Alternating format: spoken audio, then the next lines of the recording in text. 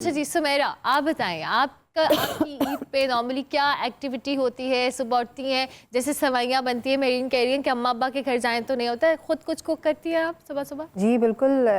Actually मैं basically Vehari से हूँ। अरे वाह, तो जबरदस्त। ईद से एक दो रोज़ पहले हम लोग फिर अपने शहर चले जाते हैं बच्चों समेत, तो वो भी एक बड़ी एक्साइटमेंट होती है एब्सोल्युटली, कि काफ़ी दिनों बाद फिर जाना होता है। ज़ाहिर है बच्चों की स्टडीज़ हैं तो वो ईद पे तो जाना लाजमी होता है। बिल्कुल ठीक है। तो वहाँ जाते हैं तो जैसे अभी मेरीन कह रही थी ना कि मायके में एक प्रोटोकॉल मिलता है कि काम नहीं करना पड़ता, वहाँ पर एक दिन का मुझे प्रोटोकॉल मिलता है कि ये मेहमान है but from the Eid day सारी कुकिंग मेरे हाथ में होती है, मीठे से लेके क्या आखिरी मीठे तक अरे जो वाह। खाने के बाद मीठा होता है वहाँ तक सारी कुकिंग करना। और लिटरली मैं इंजॉय करती हूँ कुकिंग को, क्योंकि मेरा फेवरेट सब्जेक्ट है कुकिंग। तो अच्छा, बच्चे भी यू इंजॉय लाइक करते इट? हैं। आपको कुकिंग बहुत पसंद है? घर के जितने भी काम है चाहे वो मेड करें, लेकिन कुकिंग ऐसा काम है जो कि सुबह खुद दोपहर करती है। शाम में और खुद ही सबसे करते अच्छा हैं। आप क्या बनाती है खाने में? देसी फूड देसी पसंद है फूड, हाँ। सबको, राइस पुलाव और ये मटन बीफ क्या वगैरह बात है, ये देसी खाने तो यही होता एग्जैक्टली। तो वो है। ईद पे ज़्यादातर यही चीज़ें लाइक की जाती हैं, तो लवली। कुकिंग करते हैं वही मीठे से स्टार्ट। और बहुत अच्छा लगता है क्योंकि ईद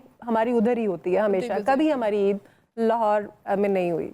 हमेशा हम बिहाड़ी जाते हैं क्योंकि पेरेंट्स भी उधर ही हैं, जाहिर तो है। फिर वहाँ खाना शाना खा के फिर अम्मी अब्बू की तरफ चले जाते हैं। जबरदस्त और एक चीज़ और है अर्मिला, जब आपके पेरेंट्स में से कोई एक नहीं रहता दुनिया में तो आपके दिन का आगाज़ कब्रिस्तान से होता है। एग्जैक्टली ये चीज़ जो है ना, इसको बल्कि अडॉप्ट भी करना चाहिए बिल्कुल, लोगों ये को अच्छी जो प्रैक्टिस हाँ होनी चाहिए आपकी, क्योंकि ज़ाहिर है ईद और ऐसे त्योहारों के ऊपर आपको ज़रूर याद भी आते हो। मेरे ख्याल से मोस्टली लोग जाते भी हैं, ऐसा नहीं है? हाँ जी, जाते हैं। जाते हैं। ज़्यादा लोग अच्छा मलिक साहब, ये बताएं, आपने अपने वालिद साहब का जिक्र किया, आपकी जो फॉन्डेस्ट मेमोरी है कि आपको पहली ईदी मिली, कितनी मिली अब्बा से, या आपने अब फिर समटाइम्स ये होता है ना घरों में अम्मी रख लेती हैं वो ईदी, आपके साथ भी ऐसा होता था या नहीं, आपकी ईदी आपके पास ही रहती? नहीं, मुझे पहली ईदी जो मिली थी ना जी, वो पहली ईदी जो मुझे याद आती है, मुझे सबसे पहली ईदी थी जी मेरे दादा ने। दादा ने, ओके। और वो कितनी मिली थी आपको? 10 रुपीज़ थी। 10 रुपीज़। और 10 रुपीज़ उस ज़माने में बहुत ज़्यादा। अच्छी रकम थी जी। हमें उस वक्त टोटल जो हमारी ईदी जो इकट्ठी होती थी, मुझे याद है कि हम 100 पे मुश्किल से ही पहुंचते थे। यानी 50 टू 60 70 तक ईद हो जाती थी। और उससे उस ईद के बाद जब हम इधर लाहौर आते थे तो वो हम इस्तेमाल करते थे, पैसे काफ़ी दिन रहते थे हमारे पास।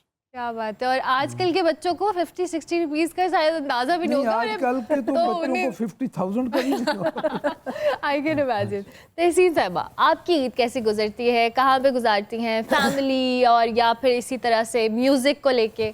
बिल्कुल, ईद जो है क्योंकि रमज़ान के बाद बहुत खुशी होती है, खुशी का एक त्यौहार है। लेकिन मैं समझती हूँ कि जो साल में जितनी भी हमारी कुछ चीज़ें चली जाती हैं, कुछ ऐसे रिश्ते चले जाते हैं, फिर वो उनका बहुत ज़्यादा कमी फ़ील होती है, तो वो भी महसूस करनी चाहिए। और उसके बाद ये होता है कि फ़ैमिली के साथ, क्योंकि मेरे वालिद साहब नहीं हैं, तो मैं कोशिश करती हूँ कि मैं अपनी वालदा के साथ ज़्यादा से ज़्यादा टाइम गुजारूँ। और मेरी कोशिश भी होती है कि जब मैं इवेंट्स नहीं होते ईद के अलावा भी, तो अपनी फैमिली को ज़्यादा टाइम देना चाहिए। तो बस ऐसे ही गुजर जाती है। लेकिन पहले दिन ऐसे होता है कि बंदा, जितने भी लोग थके होते हैं वो कोशिश करते हैं थोड़ा सा आराम कर ले, लेकिन जब डोर खुलता है तो फिर बच्चे सारे बाहर खड़े होते हैं, फिर फ़ौरन ही वो ऐसे कि अच्छा लगता है ये भी एक। तो बस ऐसे करके ईद और खाना बनाती हूँ। ईद के दिन कोशिश करती हूँ कि अपनी फैमिली को खुद खाना बना के खिलाऊँ, तो ऐसे ईद गुजर जाती है। क्या बात है, ज़बरदस्त। अच्छा, अभी इन्होंने फैमिली टाइम का जिक्र किया मलिक साहब। नॉर्मली सियासतदानों की लाइफ इतनी मसरूफ़ होती है, इलाके में भी जाना है, हल्के में भी जाना है, मुख्तलिफ जगहों पे हर वक्त कुछ ना कुछ हैपनिंग, तो फैमिली कंप्लेन भी बहुत करती है कि टाइम नहीं देते। आपकी फैमिली भी ऐसी कंप्लेन करती? डेफिनेटली मेरी फैमिली, मैं बताता हूँ जी, पिछले दिनों हमारा को प्लान बना बाहर जाने का सिर्फ 1 हफ्ते के लिए। जी।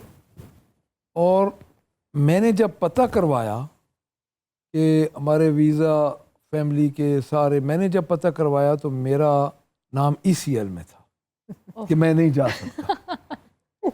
तो उस वक्त पूरे घर में मैं एक मुजरिम की तरह बैठा था।